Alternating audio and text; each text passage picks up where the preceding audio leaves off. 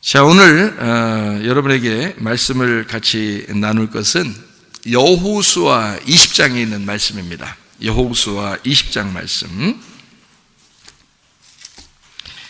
여호수아 20장 말씀에 보면 도피성에 대한 이야기가 나오거든요. 도피성, 여호수아 20장 1절부터 9절을 제가 한번 읽도록 하겠습니다. 여호와께서 여호수아에게 말씀하여 이르시되 이스라엘 자손에게 말하여 이르기를 내가 모세를 통하여 너희에게 말한 도피성들을 너희를 위해 정하여 부지 중에 실수로 사람을 죽인 자를 그리로 도망하게 하라. 이는 너희를 위해 피의 보복자를 피할 곳이니라. 이 성읍들 중에 하나에 도피하는 자는 그 성읍에 들어가는 문 어귀에 서서 그 성읍의 장로들의 귀에 자기의 사건을 말할 것이요, 그들은 그를 성읍에 받아들여 한 곳을 주어 자기들 중에 거주하게 하고 피의 보복자가 그의 뒤를 따라온다 할지라도 그들은 그 살인자를 그의 손에 내주지 말지니 이는 본래 미워함이 없이 부지 중에 그의 이웃을 죽였음이라. 그 살인자는 회중 앞에 서서 재판을 받기까지 또는 그 당시 대제사장이 죽기까지 그 성읍에 거주하다가 그 후에 그 살인자는 그 성읍 곧 자기가 도망하여 나온 자기 성읍 자기 집으로 돌아갈지니라 하라 하시니라. 이에 그들이 납달리의 산지 갈릴리 게데스와 에브라임 산지 세겜, 유다 산지 기럇 아르바 곧 헤브론, 여리고 동쪽 요단 저쪽 르우벤 지파 중에서 평지 광야의 베셀, 갓 지파 중에서 길랏 라못, 므낫세 지파 중에서 바산 골란을 구별하였으니 이는 곧 이스라엘 모든 자손과 그들 중에 거류하는 거류민을 위하여 선정된 성읍들로서 누구든지 부지 중에 살인한 자가 그리로 도망하여 그가 회중 앞에 설 때까지 피의 보복자의 손에 죽지 아니하게 하기 위함이라. 이렇게 되어 있습니다. 도피성은 누가 가는 거라고요? 부지 중에 살인한 자가, 그렇게 되어 있습니다. 부지 중에 살인했다는 말은 알고 살인했다는 거예요? 모르고 살인했다는 거예요? 모르고 살인했다는 거예요. 여러분이 죄를 짓는 거는 알고 죄 짓는 거예요? 모르고 죄 짓는 거예요? 모르고 죄 짓는 거예요. 알고 죄 짓는 것은 하나님 말씀을 깨달았을 때, 주님 만났을 때, 그때는 알게 되죠. 근데 주님 만나지 못하고 말씀을 아직 깨닫질 못한 상태에서는 모든 게 다 모르고 하는 죄들이에요. 그러니까 주님은 그 사람들을 용서할 수 있는 거죠. 모르고 죄 지은 사람들은 어디로 도망치라고요?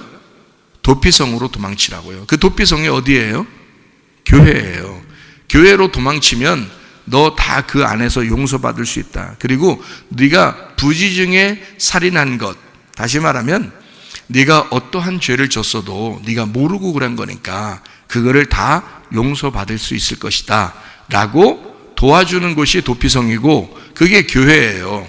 그래서 여기서 대신에 너희가 알고 또 죄를 지면 안 된다는 거죠. 그러니까 말씀을 깨닫고 예수님을 만나고 그 다음에 죄를 지면 안 되는 거예요. 그런데 그러기 전에는 어떠한 죄를 지었어도 사실 다 용서받습니다.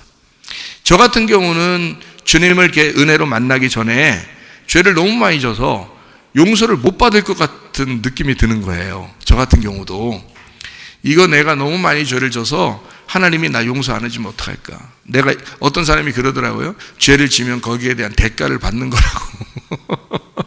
그래서 이 땅에서 대가를 다 받는데요. 그래서 대가 받을 그냥 그런 대가 받을 그런 각오도 했어요.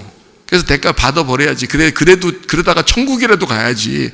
이런 생각을 했어요. 그렇게도 마음을 가졌는데 그게 다 율법적인 마음인데 그런 마음을 갖고 살았는데 어느 날 주님을 만났어요. 주님을 만났는데 제가 기도하다가 뭐를 이제 주님과 대화하면서 깨닫게 됐냐면 내가 이제까지 지은 모든 죄를 모르고 그랬구나라는 것을 깨달았어요. 그러니까 주님이 뭐라고 그러냐면 네가 몰라서 그런 거지 이러더라고요. 네가 몰라서 그랬지. 네가 알았으면 이렇게 했겠느냐. 그래서 제가 주님께 회개하면서 기도할 때 주님 제가 몰라서 그랬습니다. 저도 알았으면 이렇게 했겠습니까?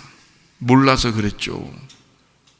그러면서 제가 하는 모든 죄들이 몰라서 그랬구나라는 것을 주님이 이해하시더라고요. 알고 있더라고요. 그렇게. 그 다음부터 이제 뭐라고 그러냐면 주님이 이제는 내가 너를 알려줄 테니까 다시는 죄를 짓지 마라. 내가 알려줄 테니까. 그래서 말씀을 깨닫게 해주고 풀어주기 시작했어요. 그래서 이 말씀이 막 이해가 되기 시작하는 거예요. 그러니까 이 말씀이 막 이해가 되니까 마치 말씀의 천국의 말씀이 막 열어지니까 말이에요.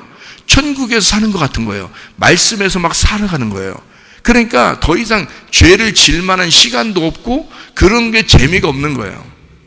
그러니까 이 땅에 있는 모든 게 재미가 없는 거예요. 그러니까 이 말씀의 천국에 들어와 보니까 이게 너무 재밌어서 이 밖에 있는 게 재미가 없는 거예요. 그렇게 되더라고요. 아, 그래 내가 이게 사람들이 죄 짓고 그러는 거 막 부담스럽고 그러고 하잖아요. 막 부담스러워하고 죄 짓고 막 어떡하지 나 이런 죄 져서 하나님이 나 싫어할 거야 라는 그런 마음을 갖고 그러잖아요. 그럼 제가 물어보고 싶은 게 있어요. 당신은 내가 말씀을 깨달은 것처럼 그렇게 깨닫고 살면서 죄를 짓는 겁니까? 라고 물어보고 싶어요. 아니요. 그러면 몰라서 그런 거예요. 여기 다. 당신이 몰라서 그러는 거야. 알면 그렇게 죄 못 짓게 돼 있어요. 지라고 해도 안 져. 하고 싶지가 않아. 예. 이제 주님을 만난 사람들은 그렇게 되는 거예요. 그러면 그럼 내가 예수님 못 만났다는 말입니까? 여러분은 그 느낌이 없는 거지. 주님은 느낌을 가진 거고 주님은 나를 만나시는 거지만 나는 느낌이 없잖아요. 그 느낌을 내가 회개할 때 가진 거라고요. 그 느낌을. 그러니까 그 주님을 만나는 그 경험을 내가 회개하고 은혜 받을 때 갖게 된 거예요. 그러니까 그때부터는 내가 스스로 하나님과 사랑의 관계가 그 언약을 내가 약속한 거니까요. 사랑의 약속을 한 거죠.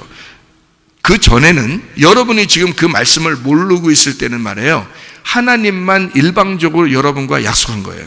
하나님만. 하나님은 나는 너를 사랑해. 나는 끝까지 너를 포기하지 않을 거야. 나는 끝까지 너를 사랑해. 이렇게 하나님은 약속했지만 여러분은 그 약속을 안 한 거죠. 여러분은 그 약속을 안 했기 때문에 느낌이 없는 거예요. 주님이 날 만나셨는지 거기에 대한 느낌이 없고 진정한 회개. 나 이 땅에서 진짜 죽었다고 내가 생각하고 내가 진짜 살리라라는 그게 아직 없는 거죠. 그러니까 살아보고 싶은 거예요. 물질도 내 거 가지고 살아보고 싶고 내 가족도 내 거라고 생각하고 살아보고 싶고 그냥 내 거, 내 몸도 내 거라고 생각하고 살아보고 싶은 그런 마음으로 살아가는 거죠. 그거는 아직 주님과 약속을 안 한 거예요. 사랑의 고백을 안 한 거야. 그러니까 사랑의 언약을 맺으면 그 다음부터는 그걸 지키죠. 그 약속을 내가 주님을 사랑하기로 결심했고 나를 없이 하고 예수 그리스도만 내가 사랑하고 나의 주인으로 섬기기로 결심하고 내가 살아가는 거니까 그 약속, 사랑의 언약, 그 결혼 서약을 내가 지켜내는 거죠. 그걸 지켜내는 거죠. 그게 결혼 생활이잖아요. 그러니까 지금 나는 회개하고 은혜 받고 결혼 생활하고 있는 거예요. 그러니까 재밌죠. 그 신랑이 보통 신랑이 아니니까 훌륭한 신랑이거든요. 무조건 나를 사랑하시는 신랑이거든요. 그러니까 재밌죠. 천국 생활 하는 것 같지. 다른 건 별로 재미가 없지. 이 땅에 있는 거는. 그러니까 주님의 말씀이 더 재밌죠. 그러니까 다른 게 싫어지는 거지. 이게 너무 재밌으니까. 이게 이제 은혜 받은 사람들의 특징입니다. 여러분이 그런 삶을 살아가고 있다면 여러분은 은혜 받은 사람이고 회개한 사람입니다. 그러나 회개하지 않았다고 해서 불안해하지 마세요. 왜냐하면 주님이 일방적으로 여러분을 교회까지 나왔는데 도피성에 왔는데 주님이 여러분을 일방적으로 사랑하신다는 거죠. 근데 여러분이 아직 일방적으로 주님을 사랑하지 않기 때문에 그런 거예요. 그러니까 주님이 여러분을 일방적으로 사랑하는데 여러분은 거기에 대해서 아직 응답을 안 했을 뿐이에요. 그래서 여러분이 여러분 마음대로 살아가는 거예요. 지금 그런 상태는 모르고 죄 짓는 거예요. 여러분이 나 아는데요? 내가 거짓말 치고 오늘 욕하고 음란하고 내가 오늘 미워하고 살인하고 이런 게 내가 알고 그랬는데 나 미워 죽겠어. 저 사람 미워 죽겠어서 내가 살인한 건데 이렇게 여러분은 할 수 있겠죠. 그런데요, 주님은 여러분을 그렇게 생각하지 않습니다. 네가 몰라서 그런 거야. 네가 나를 알았다면 그렇게 미워하지도 않을 거야. 네가 나를 알았다면 살인 안 하지, 음란 안 하지, 욕심 안 부리지. 네가 나를 알았다면, 네가 나를 정말 알았다면 너는 욕심 안 부릴 거야. 그죠? 너 미워하지 않을 거야, 누구를. 그리고 간음하지 않을 거야. 그거는 주님을 믿는 사람은 당연히 그렇게 되죠. 그러니까 주님은 그 전에 사람들은 다 뭐라 그러냐? 네가 아직 약속을 안 했지. 나하고 네가 이 세상을 포기하지 않았지. 나는 이 세상이요 지긋지긋했어요. 내가 죄 짓는 게 너무 지긋지긋했어요. 아주 그냥 죽기보다 못했어요. 재미가 없었어요. 근데도 나는 거기서 헤어나오질 못하고 빠져나오질 못했을 뿐이에요. 어느 날 내가 거기서 도저히 안 되겠어서 죽느니만 또 못한 이런 죄된 생활에서 내가 빠져나와야 되겠다. 그래서 빠져나오는 그게 회개였고, 다시는 내가 이 길로 가지 말아야지. 진짜 그날 결심했어요. 그날 결심하고 주님께 기도한 거예요. 나 다시는 이 길로 가지 않습니다. 내가 주님만 바라보며 이제 살겠습니다 하고 그날 완전히 결심했어요. 내가 그 결심, 그 회개, 그 은혜 받은 게 뭐냐면 주님께 결혼의 언약을 맺은 거예요. 약속한 거예요. 그날 나는 그날 약속하고 지금까지 그 약속을 지키며 살아가고 있습니다. 그 주님 사랑하는 그 약속을 지키며 살아가고 있습니다. 네. 주님이 나하고 약속한 건 주님은 나를 항상 지키고 있죠. 여러분을 사랑한다는 주님은 계속 지금 그 사랑을 지키고 있습니다. 여러분을요. 근데 여러분이 주님과 약속하지 않은 거죠. 그런 상태에서는 아직 반쪽짜리 사랑이기 때문에 짝사랑이라 그러죠. 짝사랑, 주님의 짝사랑. 여러분은 주님을 사랑하진 않은 거죠.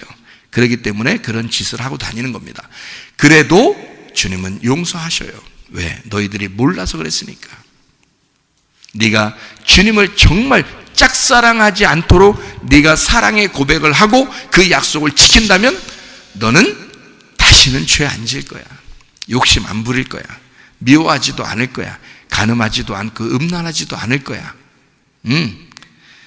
거짓말하거나 욕하거나 화내지도 않을 거야. 이렇게 된단 말이에요. 그게 그렇게 된다고. 무슨 말인지 아시겠어요? 그러니까 그전 거는 다 몰라서 그런 거니까 주님이 다 용서하실 거라고요. 그러니까 이제 말씀을 잘 듣고 도피성 안에 있는 사람들은 말씀을 잘 듣고 이 말씀 안에서 내가 살아가야지. 그리고 주님과 내가 결심한 그 나를 살려주신 부지 중에 알지 못하고 죄 짓는 나를 용서하신 그 주님에게 내가 돌아와야지. 내가 그 주님의 뜻대로 내가 살아가야지. 그렇게 결심하고 살아가는 사람들 다 되시기를 바랍니다. 그렇게만 하면 여러분은요 이제 주님을 알아가기 시작하는 겁니다. 하나님 말씀 안에서 알아가기 시작하고 주님이 어떤 분인지 그걸 알기 시작하는 거예요. 다시는 이 땅 사람이 아니고 하늘의 사람으로 살아가게 되어 있습니다. 죄 짓지 않고 싶어지고 그때는 알게 되니까 그런 거죠. 그때 혹시 한 번도 죄를 안 지는데 혹시 그럼 죄를 지면 어떡하나요? 여러분이 죄 짓는다는 건 주님을 떠나는 걸 죄를 진다 그래요. 주님께서는. 그때부터는 뭐냐면 실수할 수 있지. 너희가 실수는 할 수 있지. 잘못도 할 수 있지. 그렇지만 너는 거기로 빠져들어가지는 않을 거야. 금방 벗어날 거야. 왜? 주님과 결혼에 서약을 했고 그렇게 살아가고 있으니까. 실수나 잘못 계속 그렇게 빠져들어가 살지는 않을 거라. 벗어난다고요. 반드시 주님께 돌아온다고요. 그러니까 그런 삶을 살아가니까 더 이렇게 이쪽 시간을 보내지 않죠. 주님과 시간을 자꾸 보내려고 그러죠. 그죠? 그게 더 재밌으니까. 그게 이제 떳떳하고 사람 사는 것 같은 거죠. 그렇지 않으면 어떻게 해요? 짐승 사는 거죠.